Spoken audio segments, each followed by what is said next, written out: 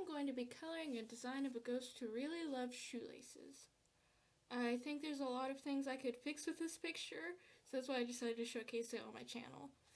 Originally, I made it just to feature the design, but I don't think that makes it any more exempt from critique like the rest of my art is. There's a bit of things that I can figure out that's wrong with it, but if you can figure out anything more, feel free to comment it. I love hearing your suggestions.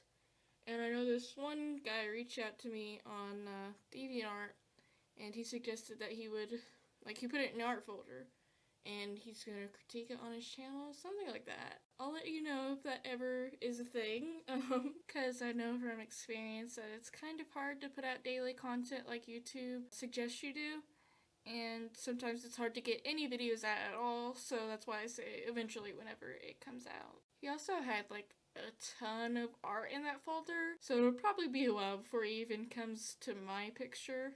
It's always important to step back and take a look at what you've created and to make decisions on the next pieces based upon that. Let's get into it and talk about some changes that I'm going to keep in mind next time.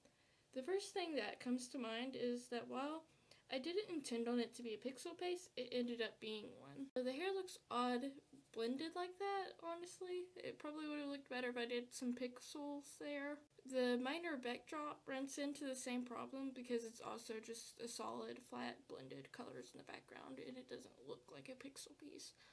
I think next time I might make it a transparent pixel piece. The reason it ended up like that, though, is because I used highlighters and stuff on the original, which was such a bad idea, so I couldn't get a proper scan from it anymore unless I spent hours editing out all the things that I added to the original.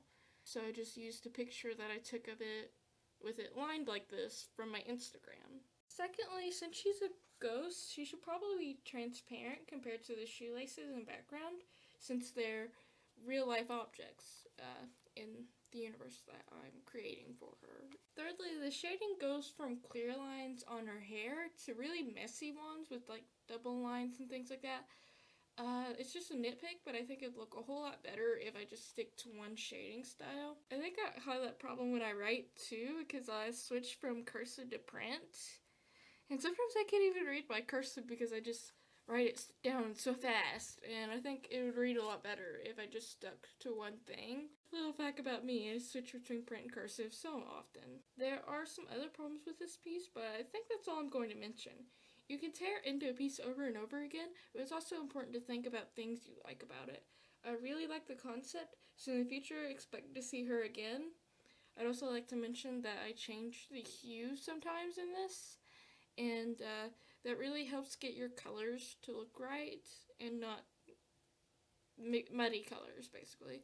And it reads a lot better when I do that too. If you don't do that, I think you should try it out sometime, because honestly, it's so much fun doing that, and your piece turns out so much better. You should try it. But I hope you enjoyed this video, and I'll see you next time.